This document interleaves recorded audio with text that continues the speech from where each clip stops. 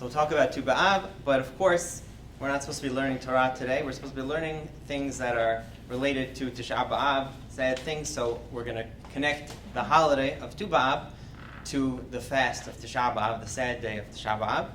We'll look at a timeline of the summer in Jewish tradition, two contrasting time periods, one that's sad and one that's happy. And then we'll get to the beginning of the title, the different tribes. We'll talk about civil wars that happened between tribes, stories in the Tanakh, and how it relates to the Beit HaMikdash, where that fits into the picture, and a little bit of what it means for us today. So that's the agenda on today, and we'll use the sources on your source sheet to go through this journey. So at first, I want everyone to be familiar with Tish'a BeAb, the 15th of Ab. It's a holiday that we will be celebrating. This year it falls out on Shabbat, just 6 days from now. And the source that we know about this holiday from is this Mishnah in Masechet Ta'anit. That's the first source on the sheet. And there, Rabban Shimon Gamliel states that there are no better days for Israel like the 15th of Ab and Yom Kippur.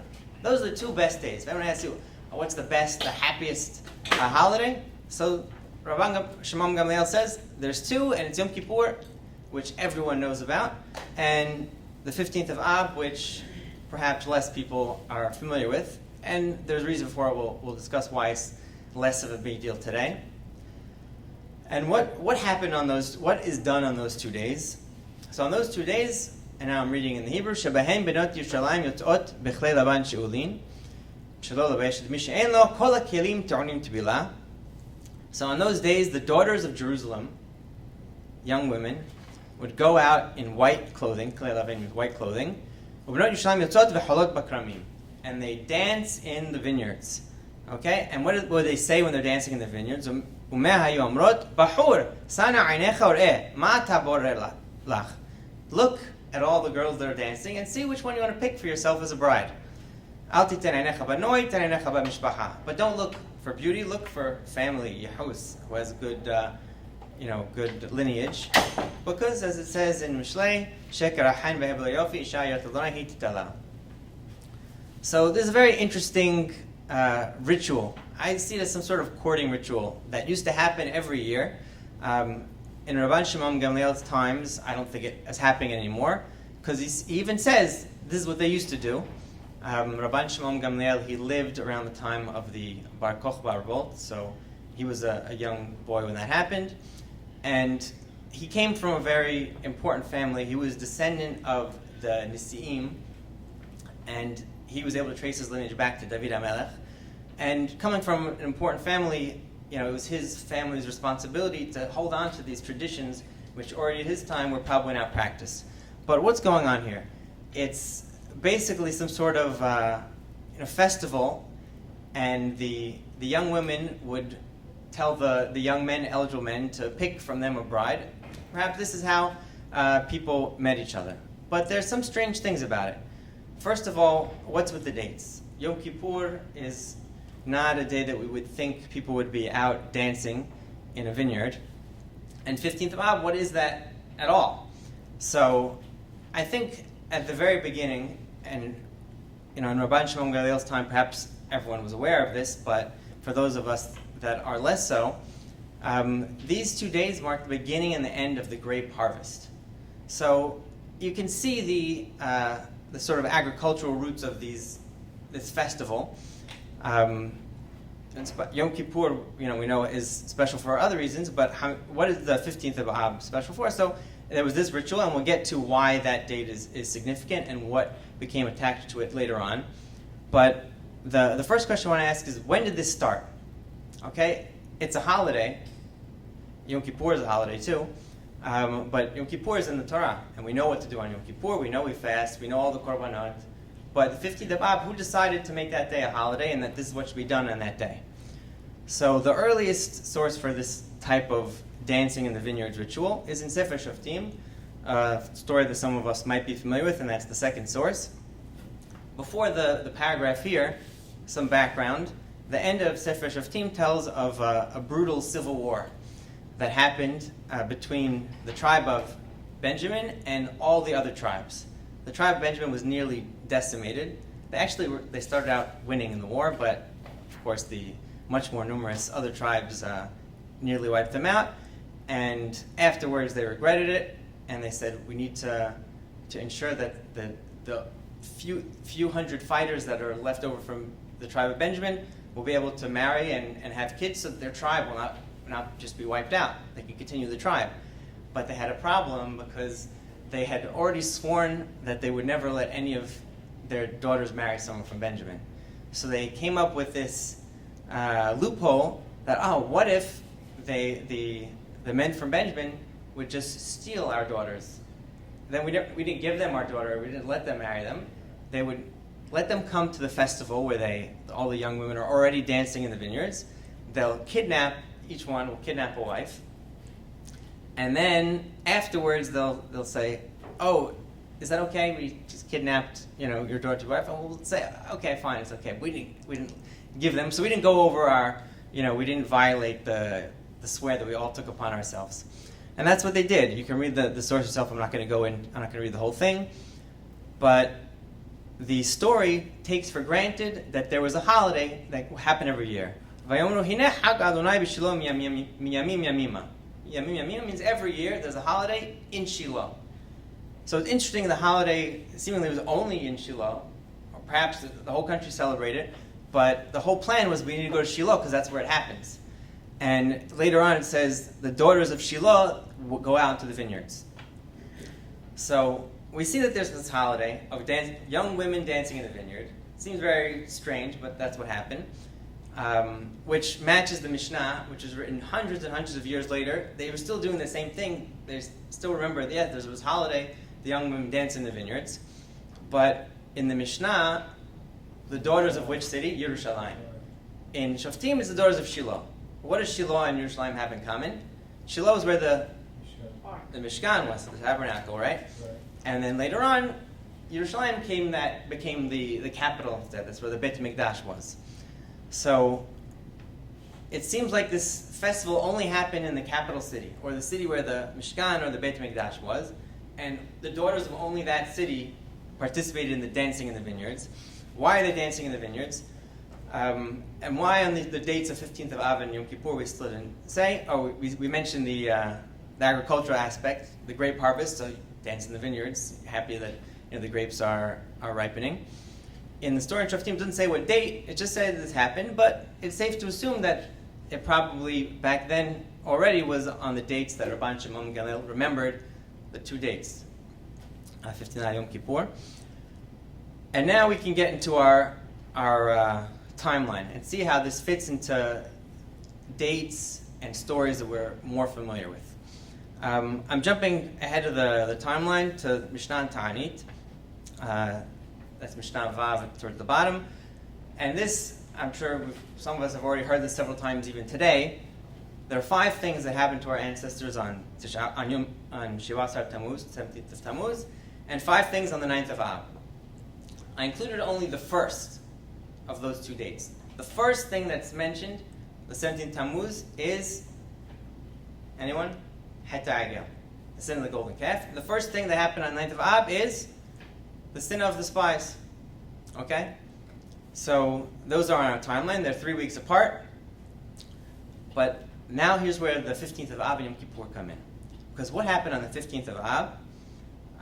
The Gemara, wonders, this date is given and the whole celebration in the vineyards. Well, what special thing happened? Why should we celebrate the 15th of Av? So there's 6 reasons given what happened on the 15th of Av.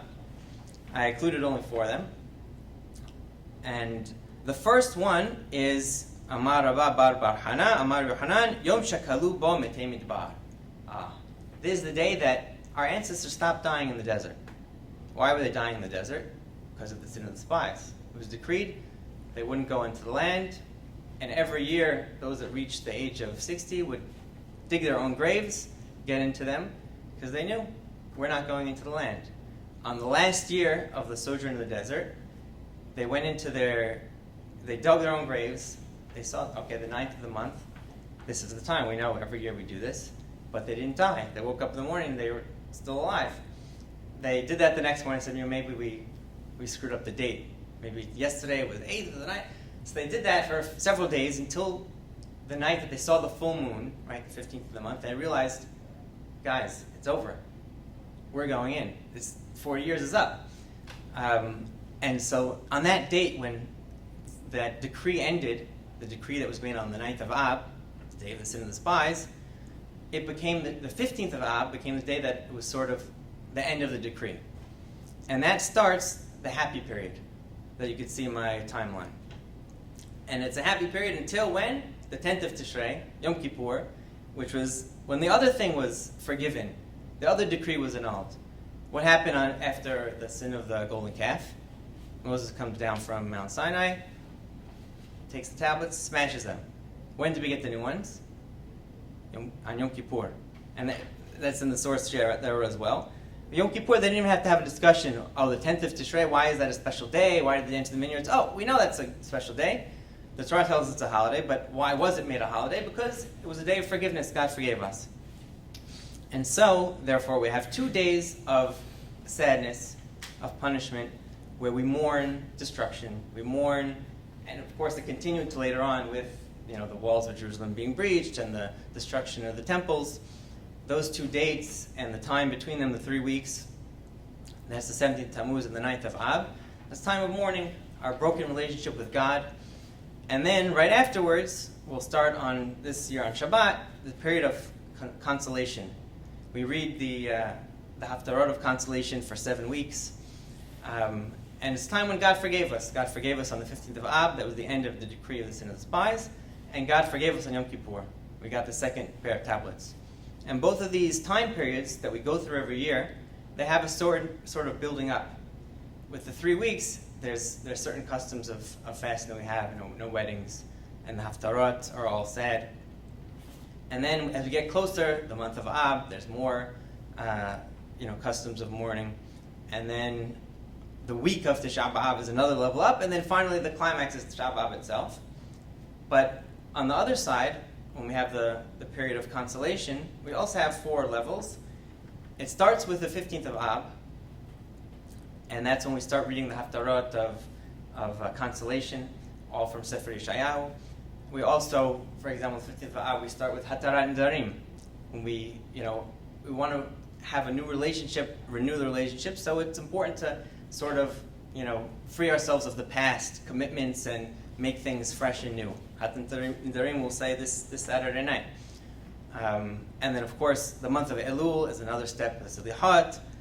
Then, when we get closer, Rosh Hashanah brings in the 10 days of repentance, and finally, the 4th level is Yom Kippur itself. So now, what we've spoken about till now is mostly on a plane of Ben Adam L'Makom, our relationship with God. We had sins against God with the sin of the golden calf and the sin of the spies, and the forgiveness and rebuilding the relationship every year, and the consolation is also on that same plane. But there's another level to this, and that's us as a nation, Ben Adam L'Havero. We're talking about one another, and there's a lot of history that happened and significance to the 15th of Av specifically, that could teach us about what went wrong, what happened on the 17th of Tammuz, and what happened on the 9th of Ab, and why it's also something that we're mourning as a nation amongst ourselves, even without looking at the between us and God plane. So now I'm looking at the very bottom of the source sheet. We talked about the first thing that happened on the 15th of Ab, why it became a happy day, but let's look at all the other 3 that I included, because all of them have to do with mending relationships among the nation, between each other, and between different tribes, which will get to our title. Any questions before we go further? All right. So the second thing that happened on Tu B'Av that makes it a happy day, Amar Rabbi Amar Shemuel, Yom Shehudru Shevatim Labo Zeh Bazeh. The day that the different tribes were allowed to come one to another. What does that mean? When they were allowed to marry each other. So already you see we're getting into marriage, and that has to do with Tu B'Av, the whole ritual. Oh, pick who you're going to marry. But why did the different tribes need to be permitted to marry one another? So there was a point in time after the daughters of Zelophehad came and approached Moshe, and they said, we want a nahala, the answer that God gave Moshe to tell them is basically yes, you will inherit land because your father had no sons. But then later on, the story's not over. Later on, the other people of the tribe Menashe said, wait a minute. When they get married to someone else from a different tribe, then they'll have kids. Eventually, they'll have kids who really belong to a different tribe. The tribe goes by the father. They'll marry someone from the tribe of Dan, the tribe of Binyamin, the tribe of Naphtali, and then a plot of land that belongs to Menashe will now belong to some other tribe. It's very important that the whole reason that you let them inherit from their fathers because it's so important to keep the portion of land within the tribe. And the solution that was given is, you're right, you have to, if you're going to inherit from your father, you have to pick a husband that's from your same tribe. And that's what was done. But the Gemara here is telling us that was temporary. It was only for one generation. A generation later, that rule no longer applied, and it's even speculated that this ban on marrying other tribes began to be practiced by everyone. They said, we should never marry out of our tribe because we might have a daughter and no sons. They'll inherit, and land will end up being switched between tribes all the time. We need to keep the plot in the family, in the tribe. But that was canceled on the 15th of Ab, and therefore the day became a happy day. We celebrate putting aside the boundaries between the tribes and saying, it's more important that we can marry one another, because how else will we really become one nation? And that's the 15th of Ab. Later on, we have a reference to the story that we read with the tribe of Benjamin. Amar Yosef, Amar Rahman said, know what happened on the 15th of Ab? Yom Sheutar Shevet Binyamin Levo Bakahal. It was when the tribe of Benjamin was allowed to marry with us again. So we mentioned the civil war. So it could be that he's saying that was the day that they figured out, if we let them kidnap from the festival in the vineyards, they can marry in with us. Or perhaps it was when they decided, okay, the next generation, we can just give our daughters to them, it's allowed. But it was a civil war that ended. At the end, we decided we're one nation again, including Benjamin, on the 15th of Ab. And then the last thing, which we're going to look at in a little more depth, Ula says, what happened on the 15th of Ab? Let's go even further into history. We had that civil war with Benjamin. That was in the days of the judges.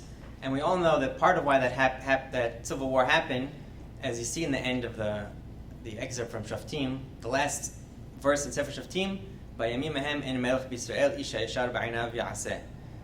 Part of the trouble of the days of the tribes, of the judges rather, is that everyone did what they wanted. There was no strong central figure that united the nation and also made sure that we didn't take the law into our own hands. We didn't have a king. So later on there was a king, of course. First Shaul, then David, then Shlomo, then the kingdom split. And I have a nice graphic of that on the next page.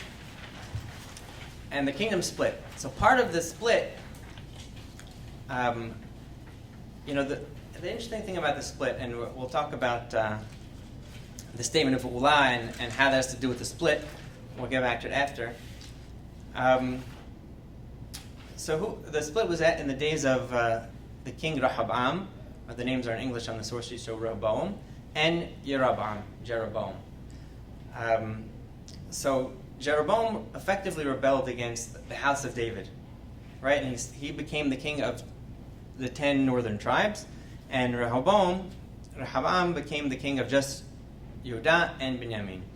But even though he rebelled against the leadership chosen by God, it's really it started out that he was doing the right thing. He was doing what he was told to do by the prophet.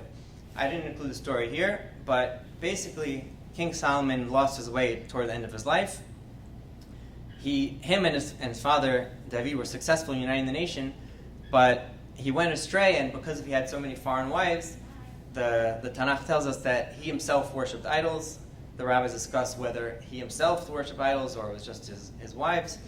But either way, one of his faithful people in his administration, Jeroboam, who was in charge of the tribes of Joseph, that was Ephraim and Manasseh, he started to voice criticism of King Solomon.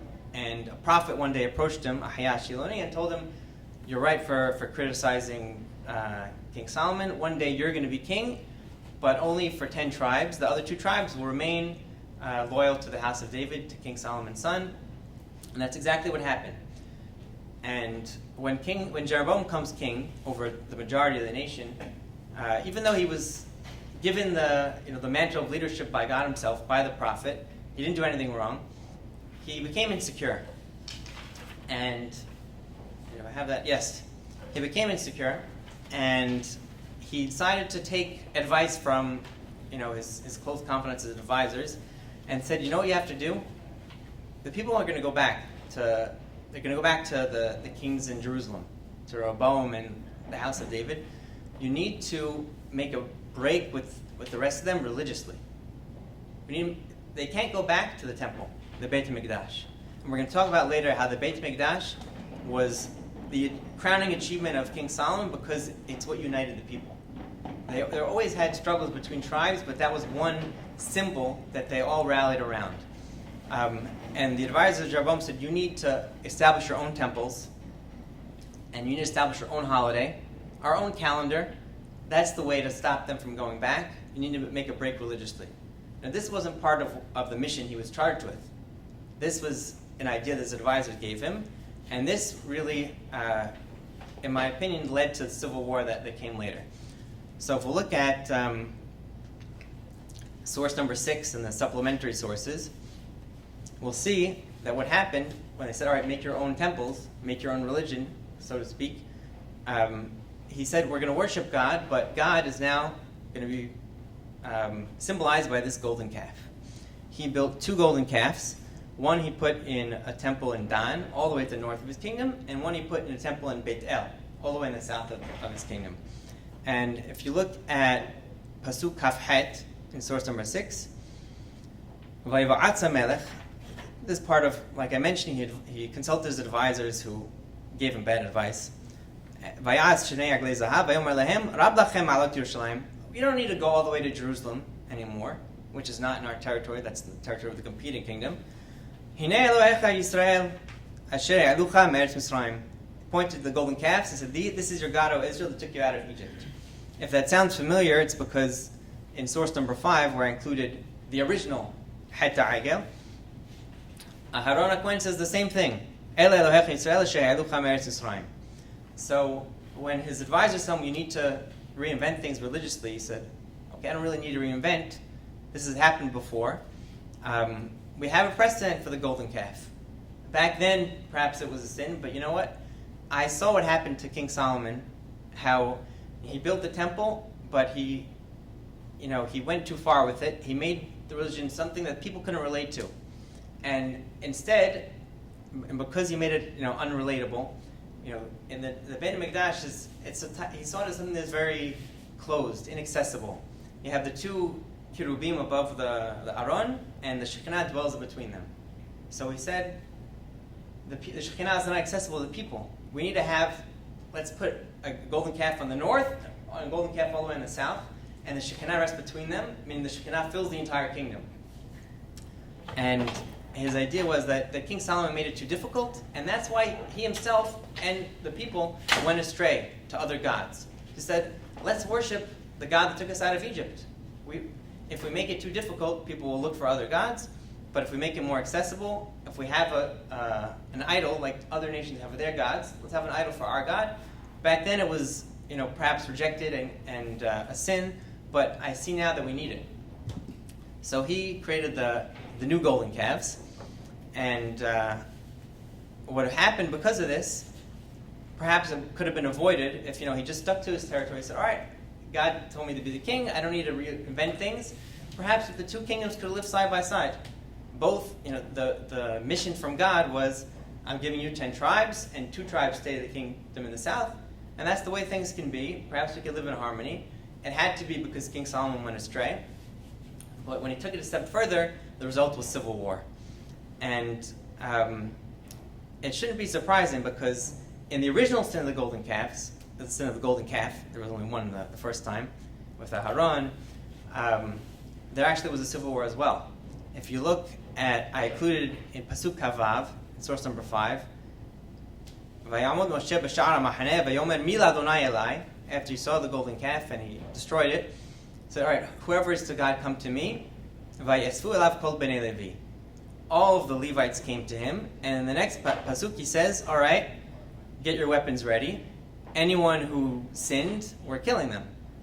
And this is the first time as a nation, we just came out of Egypt, this is the first civil war.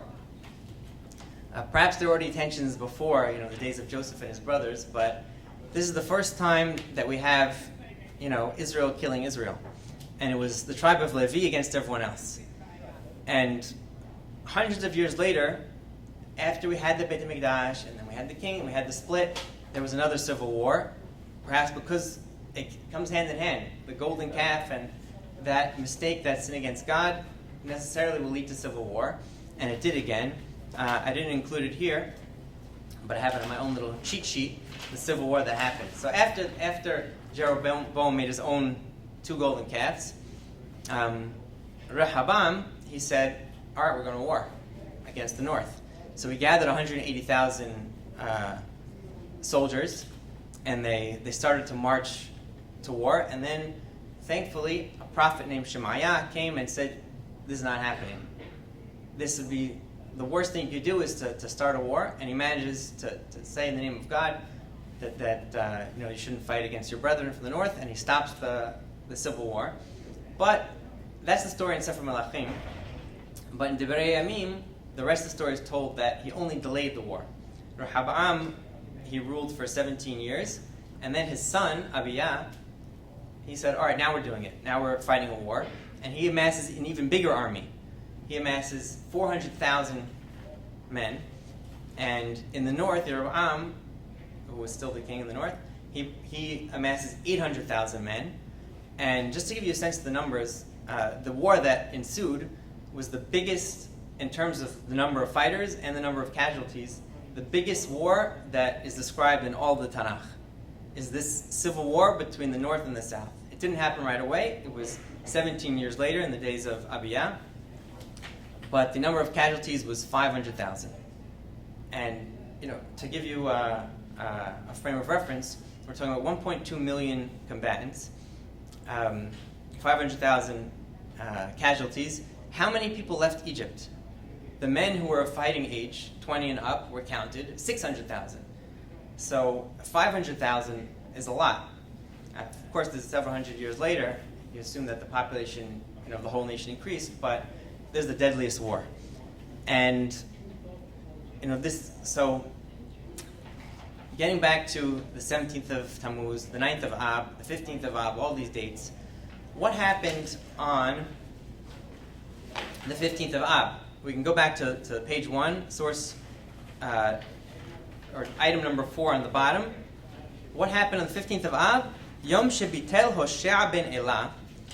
Tish'a BeAb was the last king of Israel, we'll see, the northern kingdom. Who bitel pirostayot sheoshiv Yeroboam ben Nebat al hadrachim shelo ya'alu Yisrael laregel v'amar le'ezeh sheyatzu ya'alu. He decided, the first king of Israel that officially said, there was a ban, basically. Yeroboam put in place a ban. He said, no one is going to Jerusalem to celebrate any of those holidays in that temple. We have our temple, we have our holidays, that's it. Tish'a BeAb, the last king of Israel, who you can see on the list, which we'll look at in depth, he said, you know what? It's over. You can go to Jerusalem if you want. You can go to our temples here. I officially, declare that you're allowed to participate in the Beit HaMikdash and in the holidays in the Beit HaMikdash. And that is a day of celebration, because it marks an end to the civil war, or especially the part of the civil war that was unwarranted, the part that made it a war. Yeroboam took the mantle of leadership justifiably. The prophet told him, you're going to be the king of the northern tribes, but he went over the line when he made his own temples. And Tish'a BeAb finally corrected that, and he was the last king to be able to do that, because after that, the northern kingdom became no more, which we'll read about on the next page. But the 15th of Ab, therefore, just like the other reasons we read, is a day where the tribes united. They forgave each other, and we talked about the sad days and the day of the 9th of Ab where we mourned the broken relationship with God. So now the 15th of Ab, which is the counterbalance, where we start to talk about consolation and, okay, how do we fix the relationship? So in addition to fixing the relationship with God, we also need to fix the relationship with each other. So how does before we talk about fixing a relationship with each other, which we spoke about the sources. It was when the tribes were allowed to marry. It was when Benjamin was brought back into the nation. It was when the decree that you can't worship in Jerusalem was annulled. How do we see that this ritual in the vineyards fixes our relationship with God? And what's going on here? It seems, all right, we're celebrating the grapes, but that's the whole point. What happened on the 9th of Ab, the sin of the spies? The spies, they come back to the camp in the desert, and what did they bring with them? Fruit to show everybody. They brought, so the Torah doesn't tell us much about what they did when they were wandering the land for 40 days, when they were touring the land for 40 days, but one of the few things it says is they cut grapes from Nahal Eshkol to bring back. And they brought back grapes, also pomegranates and figs, but they showed up with the grapes, and they said, oh, the people are too difficult, they're too strong, we're not going to be able to defeat them, and we all know what happened. But when they get into the land, the first holiday that us as a nation creates on our own, we have many holidays that we've created after the Torah is given, Purim, Hanukkah, but the first holiday is this celebration in the vineyards, and it's a correction of the 9th of Ab. When we rejected the land, we saw the grapes, it looked good, but we said we can't do it, it's too difficult. So when we finally got into the land, the next generation, at some point in time, they established a festival in the vineyards. They said, this is where we're going to celebrate finally being in the land. We were able to do it, we did it, and this is the grapes that once upon a time we rejected. Now let's celebrate that we're harvesting them. And so that's the 15th of Ab and Yom Kippur, those 2 days that we want to show God, look, we're fixing what we did. The way we do it is we celebrate in the vineyards. So that's the sin of the spies. But I mentioned also, this is done on the 15th of Ab and Yom Kippur. The 15th of Ab is Keneged the 9th of Ab. But Yom Kippur is the counterbalance to the 17th of Tammuz. So what does this celebration of the vineyards have to do with the sin of the golden calf? How is the correction of that also? So what happened in the sin of the golden calf? Everyone took off their gold jewelry, gave it to Aaron, and became the golden calf.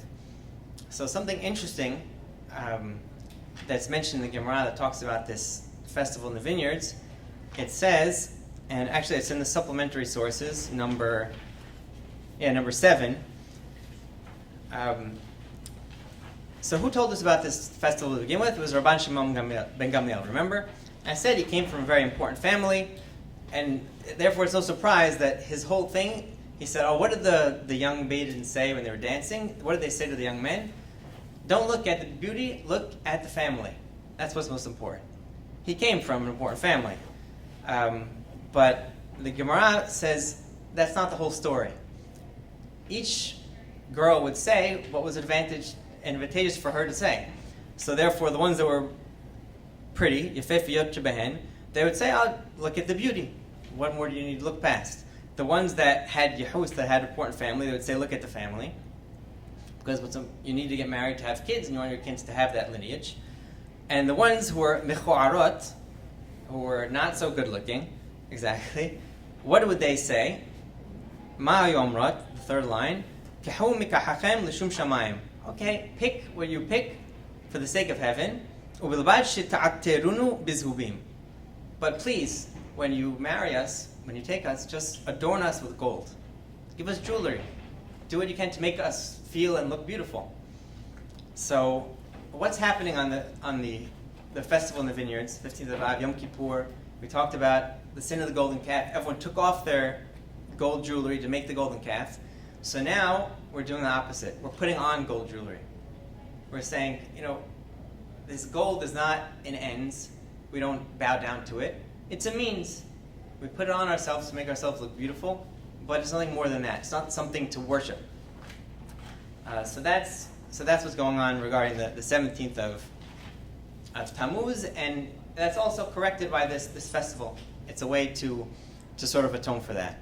And I think that the reason that this festival happened in the capital, in Jerusalem, and in Shiloh before that, where the temple and where the Mishkan was, is really because it's an extension of the worship in the temple. And Yom Kippur, the Kohen Gadol, he does everything to achieve kapara for us.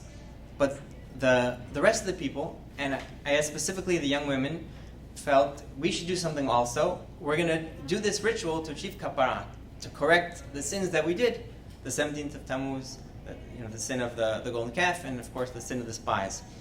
And that's why it happened specifically in the city of the Mishkan, in the city of the Beit HaMikdash. Perhaps it happened elsewhere, but that's where the sources tell us it happened. It's really an extension, and it's part of the kapara. And then, of course, later on in the Mishnah, this interaction and the courting, pick a bride, is already part of the festival. But earlier on, it seems like that it's not mentioned that's part of the festival. They were just dancing in the vineyards, and the people of Benjamin knew that they'd be dancing in the vineyards, so they went there to kidnap a wife. Later on, it became part of the ritual that, we are supposed to pick a wife, and it's consensual. Perhaps it was always that way, and in the story with Benjamin, they just said, okay, it's a good opportunity, whatever's going on, this is where we can kidnap them. But perhaps it evolved later when the 15th of Ab became the day that I'm now presenting it as, and which the Gemara presents it as, the day of reconciliation. So they said, what better way to celebrate this reconciliation between the tribes, to also celebrate marriage and create a day where the men and the women meet each other, because this is the strongest connection that we can make between tribes. It's marrying each other. If we show each other that, listen, we'll even marry one another, then we really are one nation. So now, the next thing I want to do is put the focus back on today. Tish'a BeAb, the 9th of Ab. What are we mourning? So we mentioned the sin of the spies. That was the first bad thing that happened. But I don't think that anyone was fasting until the temple was destroyed. That's really what created the day, made it what we know it as, and later on we said, what other bad things happened? So now what can we learn about the 9th of Ab, the tragedy of the temple being destroyed, in light of the 15th of Ab, which is the day that corrects it?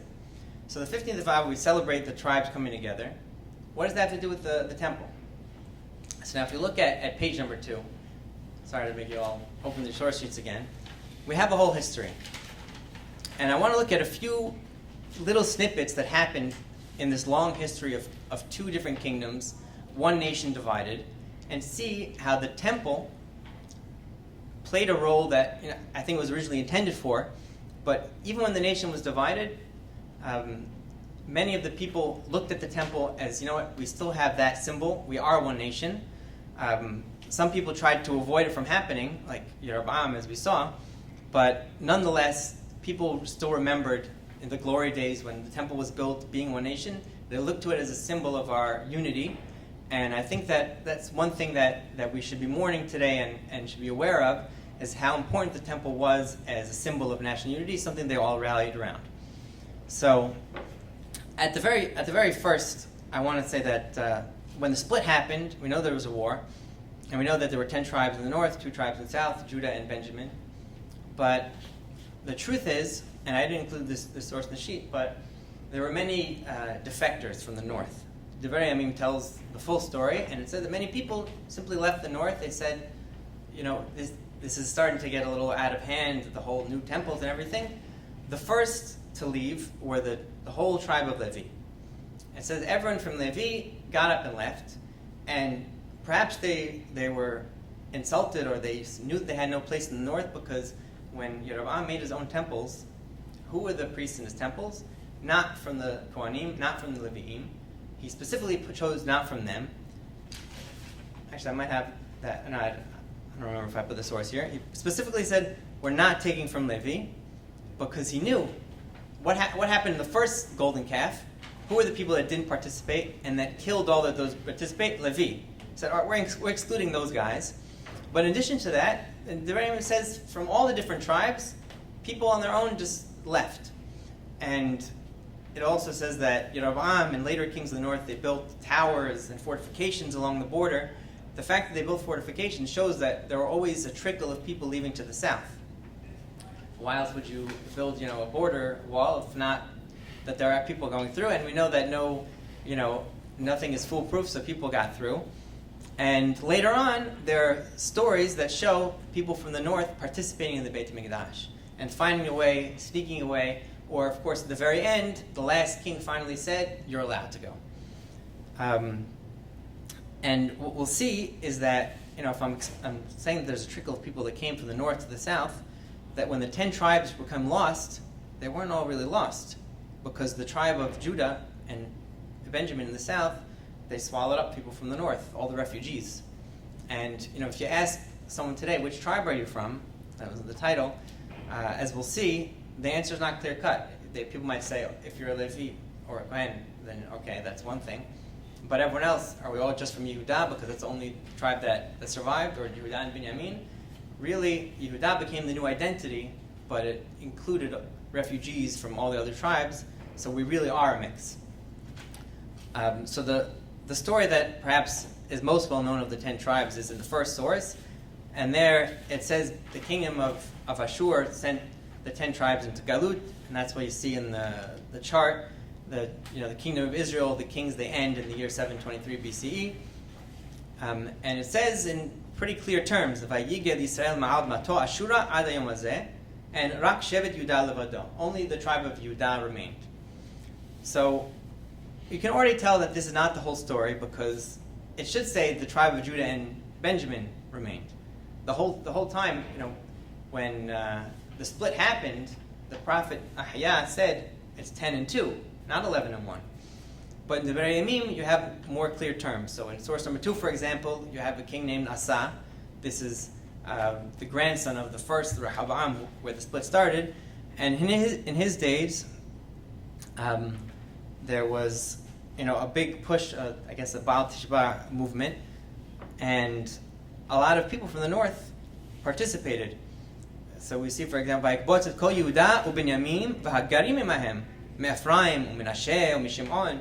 You have all of a sudden other tribes participating in this, renewing of the covenant in Jerusalem. Vayikabetzu Yerushalayim. And then let's jump forward much, much later into the days of SCA, who was the time of Hoshea ben Elah. You see number 3 on the chart, and then source number 3. SCA decides to make Pesach. For many years, the holiday was neglected. So he sends messengers all over the nation, even to the north, to Ephraim, to Menashe, inviting them to come to Yerushalayim. And there's something that some people, even the north, can get behind. They say, even if they didn't like the leadership, they say the Beit HaMikdash is a symbol that we still respect and we still appreciate. And it says at the very end, when he invited people to come for Pesach, people from the north, some of them came. The pasuk that I didn't read out loud is where some of them, laughed at the messengers that he sent out and said, "We're not coming." But that's how it was for many years. Some people answered the call, some people didn't. And then in the days of Yoshia, that's number 4.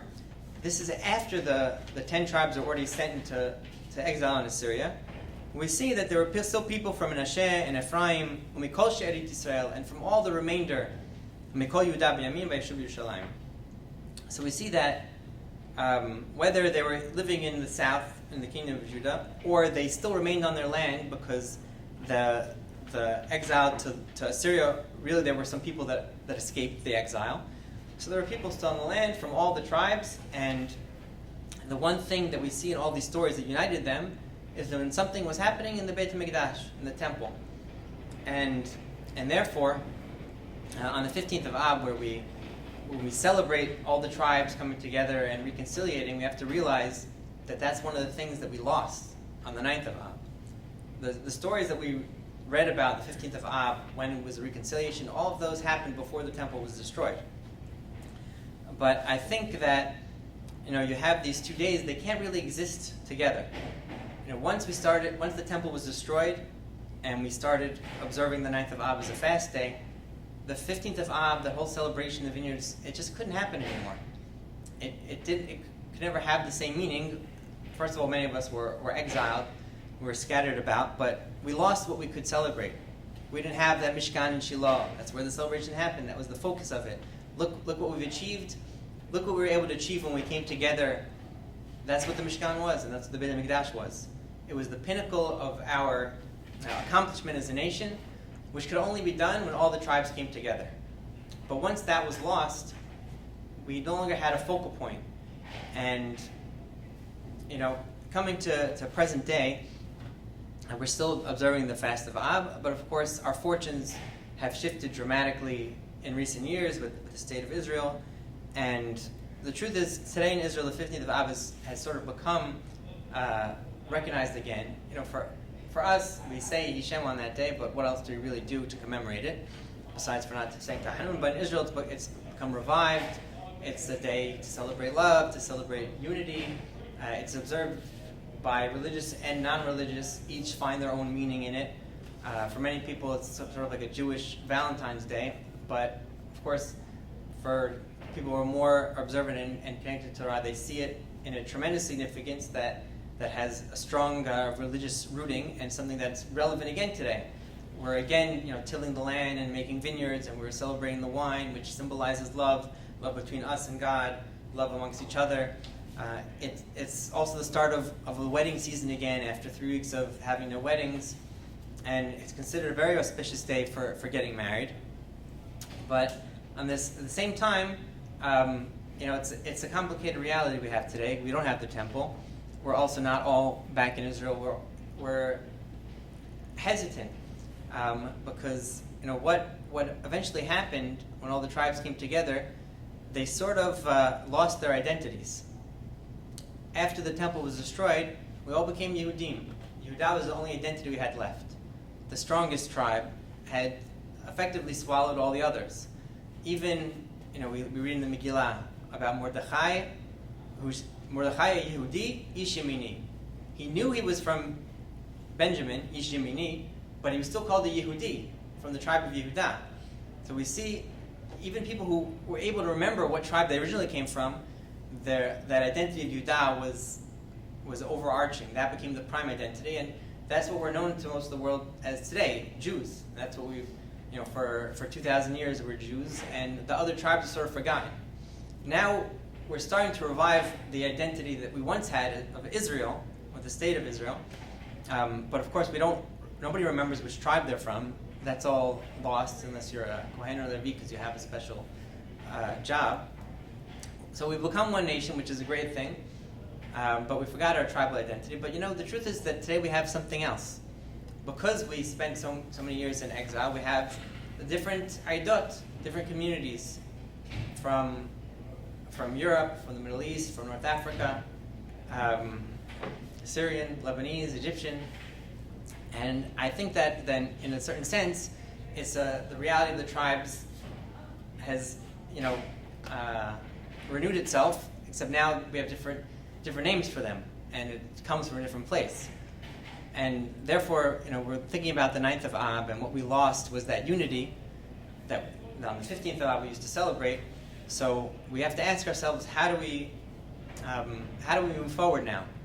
We want to rebuild the temple, at the very least to recreate what it represented, which is being in our land, being able to achieve something that we can only do together as a nation.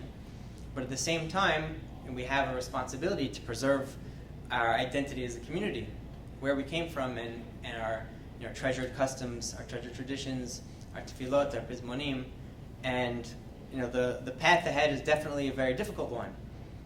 And perhaps that's part of what was happening on the 9th of Ab. That very first bad thing that happened, the sin of the spies, they were hesitant. They said, we can't do this, to go into the land, to be our own sovereign nation, to defeat the strong enemies, but also we're 12 tribes. Can we really become one nation and build the house to God together?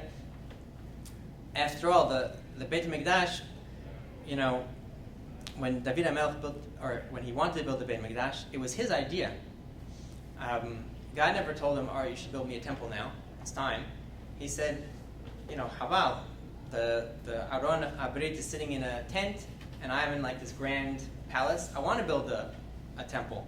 And when King Solomon finally builds the temple, the things that he stresses when he makes a whole speech to the whole nation is not, oh great, now we have a better place to do karbanot, to do all the the sacrifices. They already had that. They were already doing fine on that plane. It wasn't just about the connection with God. It was also about us as a nation. And look what we can achieve as a nation. And now that we want to be able to reach that zenith again, that climax of building something together as a nation that we had in the days of King Solomon, we have to figure out how to once again, achieve what was achieved on the 15th of Ab, become one nation. Of course, a big part of it is something that may be scary for a lot of us, but we know that the 15th of Ab was the day when they married one another. So, how do we preserve our identity if we're marrying one another again? It's a reality that's already happening in Israel for sure, but in the rest of the Jewish world as well. We all had our different communities all over the world for hundreds of years, and all of that came to an end abruptly on the eve of the creation of the state of Israel. We had the Holocaust, we had tremendous upheaval. We're all in new countries, many of us in Israel, many of us in the diaspora, but now we're mixed again. And we didn't choose that. God did that to us. As if He gave us the state of Israel, He destroyed the old way of life for all of us and said, all right, it's time to be one nation again. The first time, it was you. You said, I want to build a house to God. You asked for a king. You asked to be a united nation.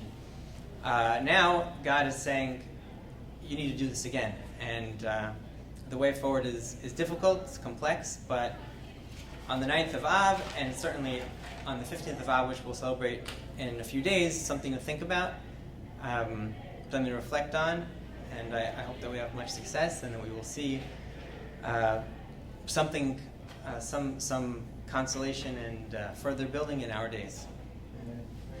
Any questions about the sources, about the stuff? I just had a timeline question. So Chet Ego was 7th in Tammuz, and a year later and 3 weeks later was the Chet Ego? Right. It wasn't 3 weeks later, it was a year later and 3 weeks later. And, I tried to tie in the Mishkan and the Beit HaMikdash to this whole picture. What does that have to do with the 17th of Tammuz? I think that, a lot of the Mefarshim say that the Mishkan was given to us, like it was the project that was supposed to help us, because what happened on the 17th of Tammuz is Moshe wasn't coming down, we freaked out, we said we need something, we need some sort of intermediary with God. That we did the wrong thing, but then afterwards we got some sort of something to fill that gap. You need some sort of physical way to connect to God. So here's the temple. Here are the korbanot. You said earlier that the tribe of Benjamin was losing many soldiers, and they said they can't anymore, they have to be married. What war was that? So this story is popularly known as, exactly, Pilegesh BeGiv'ah, the concubine of Giv'ah. It started with some story about some guy who was traveling through Benjamin with his concubine, and then it ended in disaster. War of retribution against them. Exactly, because it happened on their watch. He was spending the night in a city of Giv'ah in the tribe of Benjamin, and the people of the city, they raped and tortured and killed the concubine. In a story that sounds something like what happened in Lot, with the story of Lot in Sodom. They didn't kill her. She died at the end. Well, he kills her. He brings her back to her father's house and he kills her, no? Oh, that's an interesting way of reading it. I don't know. We could open the book, but what I remember is after... They found her in the morning, she was She was dead. practically dead. Right. Right. And then cuts her off. He talks to her. He says, "Come on, let's go," Yeah. and there's no answer. Uh, So I always understand she was dead. You might understand. No, she wasn't dead. Right. Doesn't say she was dead. He goes home. Yes, he cuts her up and sends her about. So it sends her- Maybe she wasn't dead. I don't know. Yeah. Did he try doing CPR? Was there a pulse? Oh, Well, nowadays there'd be definitely be an investigation, but back then it was like, all right, let's go to war. Which Sefer is this? Shoftim. You gotta reread that. It's the end of Sefer Shoftim. Some of the Mefarshim say, even though the story is the end, it really happened at the beginning. And interestingly, what comes out of that story, that we rehabilitated the tribe of Benjamin, the first king came from Benjamin. The first one that was able to unite the nation was from that tribe that almost got decimated. Perhaps he knew how important it was. Perhaps the rest of the nation knew, if we're going to pick a king, it should be from Benjamin. This is the reason we need a king, because we almost lost these guys. Another thing that I wanted to mention, just food for thought, if you're all sitting here. We read this past Shabbat, we always read separate Devarim before Tish'a BeAb, And I talked a lot about the two time periods, and nowadays the 15th of Ab, like I mentioned, it's like a Jewish Valentine's Day. They call it Hag HaAhaba, and I think it's interesting. Love is important. It fits into this whole picture of the repentance and Yom Kippur, because what motivates us to return to God and to return to one another is we love God, and therefore we're going to put in the work. We're going to do Tish'a BeAb. And we love each other, therefore we're going to do in the work. It's difficult to become one nation, but we love being a nation. We love each other. And one of the 9th of Ab, the sin of the spies, one of the things that it's only mentioned, the story is sort of told in two parts. The main story is in Sefer B'Midbar, but then is revisited in Devarim, which we read yesterday. And there, what do the people say when they get discouraged? They say, it's too hard to go to the land of Canaan, they're too strong. V'teragenu ba'olechem v'tomeru b'sinat Adonai otanu hosianu me'eretz Mitzrayim. They said to themselves, God took us out of Egypt. You know why? Because He hates us. So interesting that we all know that hate, the opposite of love. On the 9th of Ab, we complain that God hates us, and the 15th of Ab, we do the whole festival in the beginning, and we say, you know what? We love God, and God loves us.